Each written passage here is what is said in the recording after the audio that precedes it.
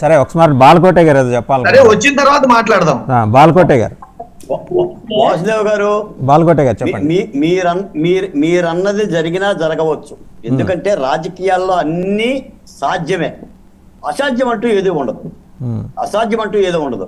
ఈ రోజున వైసీపీ సంబంధించిన 25 మంది ఎమ్మెల్యేలు తెలుగుదేశం పార్టీలోకి రావటానికి ఏమన్నా ఉత్సాహం చూపిస్తే అదేం ఆశ్చర్యకరమైన విషయం కాదు. మనం చూసాం. ఇప్పుడు వైసీపీ పార్టీ ఎమ్మెల్యేలు తెలుగుదేశం పార్టీలోకి వెళ్ళటం, తెలుగుదేశం పార్టీ ఎమ్మెల్యేలు కూడా 151 మంది బలం ఉన్నా కూడా వెళ్ళారు వైసీపీలోకి. జగన్మోహన్ రెడ్డి గారు కూడా తీసుకున్నారు, ఎక్కడ కూడా అబ్జెక్షన్ పెట్టలా. కాబట్టి ఇప్పుడు ఏనాడో చెప్పారు కదండి, నిప్పు లేకుండా పొగరాదు. మీరు మాత్రం ఊరకెందుకంటారు? ఏదో కొంత సమాచారం మీకు ఉంటుంది. అందుకని తెప్పలుగా చెరువు నిండిన కప్పలు 10,000 చేరు.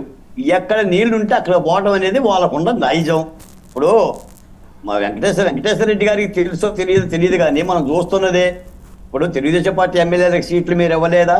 వైసీపీ ఎమ్మెల్యేలకు తెలుగుదేశం పార్టీ వాళ్ళు ఇవ్వలేదా? ఇదంతా కూడా చరిత్రచరణంగా చూస్తుందే కదా. ఇంకో మాట కూడా చెప్తా, అసలు జగన్మోహన్ రెడ్డి గారి పార్టీ పెడతారని చెప్పేసి మనం అనుకున్నామా? షర్మిలారెడ్డి గారు అన్నయ్యని ఇడిచిపెట్టేసి బయటికి వెళ్తుందని మనం అనుకున్నామా? సునీతారెడ్డి గారు తిరగబడతారని మనం అనుకున్నామా? వివేకానంద రెడ్డి హత్య చేస్తే హత్య కేసు 5 ఏళ్ల పాటు ఇలాగనే డోలాయమానంగా టామ్ అండ్ జెర్రీ లాగా ఆట ఆడుతుందని మనం అనుకున్నామా? జరుగుతుంది కదా. ఆఖరికి ఎక్కడో ఒడిశాలో భారతీయ జనతా పార్టీ ఎమ్మెల్యే అభ్యర్థి ఈవీఎంను బద్దలు కొడితే కేసు కట్టారు, లోపలేశారు. ఆంధ్రప్రదేశ్లో ఈవీఎంను బద్దలు కొడితే షరతులతో కూడిన బెయిల్ ఇచ్చారు పిన్నెల్లి రామకృష్ణారెడ్డి గారికి. ఏది అసాధ్యం చెప్పండి? ఏది అసాధ్యం? మేము అనుకున్నావా అమరావతి ఉండదు, 3 రాజధానులు ఆంధ్ర రాష్ట్రంలో ఉంటాయని? పోనీ పాదయాత్ర వెంకటేశ్వర రెడ్డి గారు అనుకున్నారు ఆంధ్రప్రదేశ్కు 3 రాజధానులు జగనన్న పెడతలేనని మనం అనుకున్నావా? ఇవే కదా రాజకీయ నాయకులు చేసే పనులు. కాబట్టి జరిగితే జరగవచ్చు. నేననేది ఏంటంటే ఈ ఓటర్లు లాంటి తీర్పు అయితే ఇవ్వడు, చాలా స్పష్టమైన మెజార్టీతోనే ఇస్తాడు. కాబట్టి వైసీపీ నాయకుల్లో కూడా ఆ యొక్క వాతావరణం కనిపిస్తుంది, బెట్టింగ్ రాయిల్లో కనిపిస్తుంది. అయినా రాజకీయాల్లో ఎవరు వస్తారు ఏంటి కాదు సార్. ఈ సందర్భంగా మీకు ఒక మాట చెప్తున్నాను. నేనైతే మీ 99 టీవీ ద్వారా చంద్రబాబు నాయుడు గారికి ఒక ప్రధానమైన విజ్ఞప్తి చేస్తున్నా. రానున్న కాలంలో అరణ్యవాసాన్ని వీడి పాండవులు అయోధ్యకు వచ్చినప్పుడు, అజ్ఞాతవాసాన్ని వీడి అయోధ్యకు వచ్చినప్పుడు ఎలా అయితే అయోధ్యను బాగు చేసుకున్నారో, రాబో చంద్రబాబు నాయుడు గారు ముఖ్యమంత్రిగా ఆంధ్రప్రదేశ్ను క్రొంగొత్తగా బాగు చేయాలి. చంద్రబాబు నాయుడు గారిలో కొత్త చంద్రబింబం చూడాలి. ఈ సాంప్రదాయ రాజకీయాలు, ఈ సాదాసీదా రాజకీయాలు తీసేసి ఆంధ్రప్రదేశ్లో వైసీపీ పరిపాలన చేసిన 5 ఏళ్ల విధ్వంసం మీద ఒక ప్రత్యేకమైన మంత్రిత్వ శాఖను పెట్టాలి. ఆ శాఖకు దళితుడే మంత్రిగా ఉండాలి. మళ్ళీ చెప్తున్నాను, అండర్లైన్ చేయండి వాసుదేవ్ గారు. ఈ విధ్వంసం మీద జరిగే మంత్రిత్వ శాఖ దళితుడే మంత్రిగా ఉండాలి. డాక్టర్ సుధాకర్ దగ్గర నుంచి డ్రైవర్ సుబ్రహ్మణ్యం, అచ్చెన్న, వజీరా, అబ్దుల్ సలాం, నంద్యాల నాగమ్మ, పులివెందుల మహాలక్ష్మి, అంగనవాడి నోకానమ్మ, అమర్నాథు, జమలయ్య, చంద్రయ్య ఇలాంటి హత్యల మొత్తం కూడా ఈ పరిగణలోకి రావాలి. వైసీపీ పరిపాలన చేసిన భూకుంభకోణాలు, కుట్రలు, కుతంత్రాలు, ఆఖరికి సోషల్ మీడియాలో మహిళలను వేధించిన తీరు, అమెరికా పశువులను కూడా లాక్కు రావాలి. మాలోడా మాది కూడా రే మీకెందుకురా రిజర్వేషన్లు అని చెప్పేసి మా మనసును గాయపరిచిన ఆ అమెరికా పశువుని లాక్కొస్తాం. నిజంగా భగవంతుడే వాడు ఉంటే చంద్రబాబు నాయుడు గారు కళ్ళు కెరికి తెలిస్తే లాక్కొచ్చి కాళ్ళు చేతులు కట్టి ఆంధ్రప్రదేశ్లో నిలబెడతాం. తూర్పునగలు ఎంతోమంది చెన్నై నుంచి మాట్లాడారు. మా మహిళల మీద కులముద్ర వేశారు, వాళ్ళ కోకల మీద పేర్లు పెట్టారు. చాలా హననం జరిగింది, వ్యక్తిత్వ హననం. భర్తలకు పేర్లు పెట్టారు, భార్యలకు పేర్లు పెట్టారు, సోషల్ మీడియాలో పోస్టులు పెడితే కొట్టారు. ఎందుకు ఇచ్చారు మీరు పొలాలు? ఎవడేమన్నాడే మిమ్మల్ని పొలాన్ని అన్నాడు డిఎస్పీ. ఎద మీద చెయ్యేసి అరెస్ట్ చేశారు వాసుదేవ్ గారు. ఇవన్నీ కూడా చంద్రబాబు నాయుడు గారు పరిశీలించాలి. రేపు అధికారంలోకి రాగానే వైసీపీ ఎమ్మెల్యేలు తీసుకుందామా, వాడిని తీసుకుందామా, ఈయన్ని తీసుకుందామా, ఎల్లయ్య ఎవరో పుల్లయ్య ఎవరో ఇవి కాదు. పరిపాలన గాడిలో పెట్టాలి.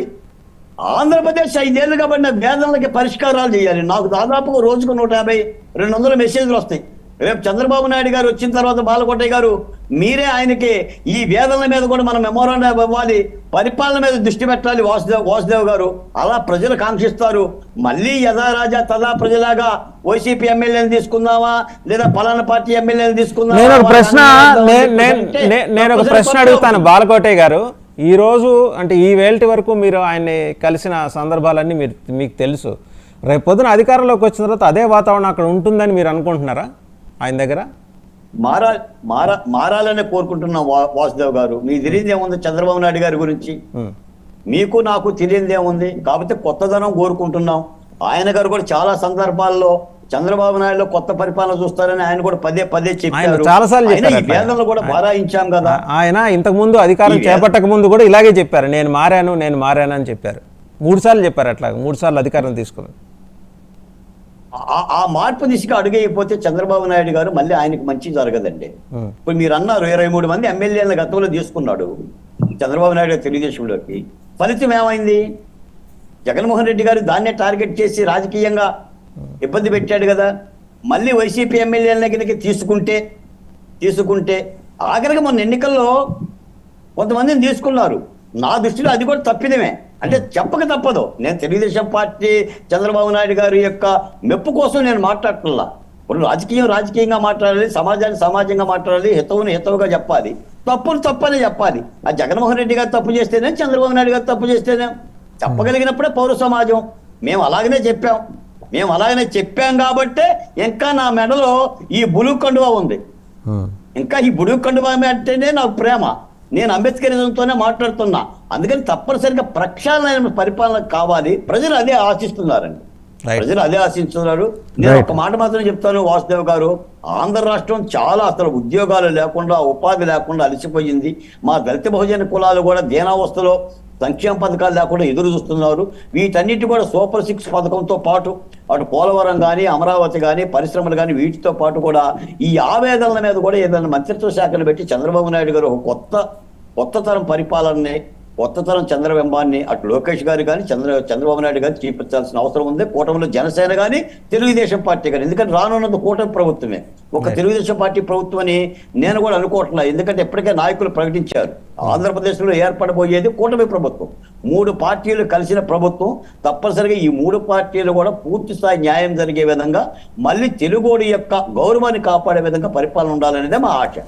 రవికిరణ్ గారు, ఇప్పుడు బాలకోటే గారు చాలా ఒక సెన్సిబుల్ అండ్ సెన్సేషనల్ అబ్జర్వేషన్ చేశారు. ఏంటి, ఈ హింస మీద ఒక మంత్రిత్వ శాఖ ఏర్పాటు చేయాలి, దానికి దళితుడినే ఆ శాఖకు మంత్రిగా నియమించాలి. చంద్రబాబు గారు ఆ దిశగా, అంటే చంద్రబాబు గారు ఒక్కరే కాదు, కూటమి నాయకత్వం ఆ దిశగా ఆలోచన చేయాలనేది బహుశా ఆయన ఉద్దేశం అయి ఉండొచ్చు. అదొకటి. రెండోది, రఘువీరారెడ్డి గారు మొన్న మాట్లాడుతూ ఎవరు గెలిచినా గెలిచే పార్టీ 95 సీట్లకు మించి రావు, అలాగే దాదాపు 100 మంది ఎమ్మెల్యేలకు మెజారిటీ 10,000 లోపలే ఉంటుంది అని కూడా చెప్పారు.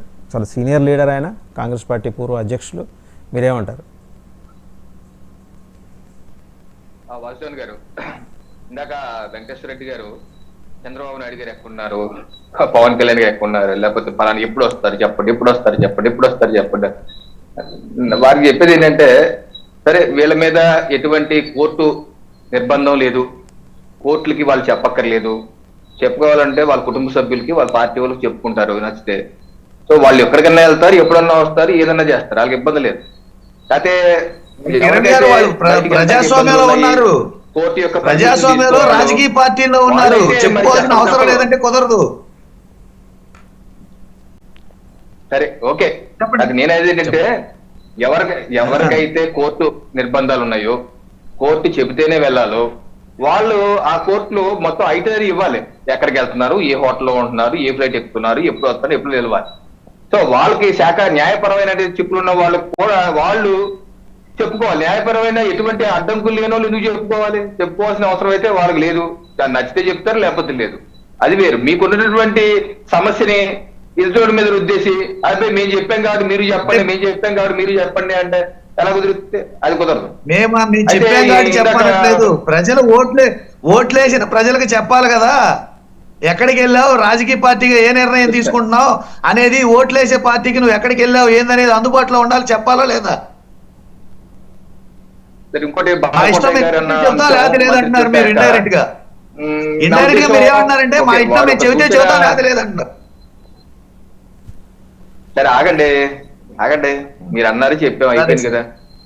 ఇంకోటి, బాలకోటయ్య గారు ఏదైతే సూచన చేశారో ప్రత్యేక మంత్రిత్వ శాఖని ఓకే, వారు ఆవేదన అయితే మనకు అర్థమైంది, కానీ ఆ రకంగా చట్టపరంగా పాజిబుల్ ఉందో లేదో నాకు తెలియదు. బట్ అయితే విచారణ మాత్రం ఒక ప్రత్యేక అధికారులు నియమించి ఈ అంశాల మీద ప్రత్యేక ఒక సిటీ దర్యాప్తు లాగా ఏర్పాటు చేసి కూలంకషంగా మొత్తం దీని మీద పూర్తి స్థాయి విచారణ చేయమని అనే అవకాశం అయితే ఉంటది.